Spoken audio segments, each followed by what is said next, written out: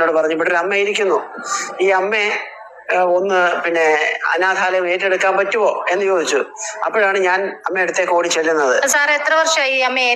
10 വർഷത്തോളമായി. 10 വർഷമായി. 10 വർഷത്തിനിടയ്ക്ക് ഒരു വട്ടമെങ്കിലും ഈ അമ്മയുടെ മോനി അമ്മയെ കാണാൻ വന്നിട്ടുണ്ട്. കാണാൻ വരാനാണെങ്കിൽ ഈ വീഡിയോ കണ്ട് ഇപ്പൊ ഏകദേശം നമ്മുടെ ഈ വീഡിയോ ഇട്ട് ഏകദേശം 1 ലക്ഷം ആൾക്കാരോളം നമ്മുടെ വീഡിയോ കണ്ടു.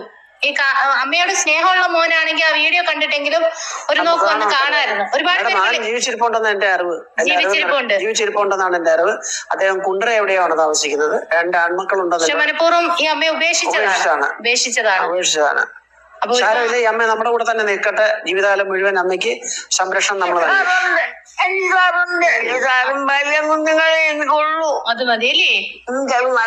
അത് മതി. ഇനി ഈ മോനെ കാണാൻ അമ്മയ്ക്ക് ഒരു ആഗ്രഹം ഇല്ല?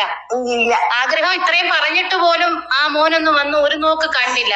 ഇനി ഈ അമ്മയ്ക്ക് അല്ലേ സാറേ വേണ്ട, ഞാൻ അവന് അവനില്ല. സാർ ഇവിടെ ഇതുപോലെ ഒരുപാട് അമ്മമാരുണ്ട്. ഏകദേശം എത്ര അമ്മമാര് അച്ഛന്മാരുണ്ട്? 48ഓളം വരുന്ന അമ്മമാര് ഉണ്ട് ശാന്തിതീരത്തുണ്ട്. അതുപോലെ ഒരു 10-30ഓളം വരുന്ന പുരുഷന്മാരും ഉണ്ട്. അത് കരുനാഗപ്പള്ളി ശാന്തിതീരമാണ്. ഇവിടെ ഈ ശാന്തിതീരം കേന്ദ്രത്തിൽ 48 അമ്മമാരാണുള്ളത്. 60 പേർക്ക് താമസിക്കാം. അപ്പൊ ഇവരുടെ ചെലവ് കാര്യങ്ങളൊക്കെ എങ്ങനെ സാർ? ദൈനംദിന ചെലവിന് വേണ്ടി ഒരുപാട് കഷ്ടപ്പെടുകയാണ് പലരും നൽകുന്ന അന്നദാനങ്ങൾ. അതുകൊണ്ടാണ് അത്യാവശ്യം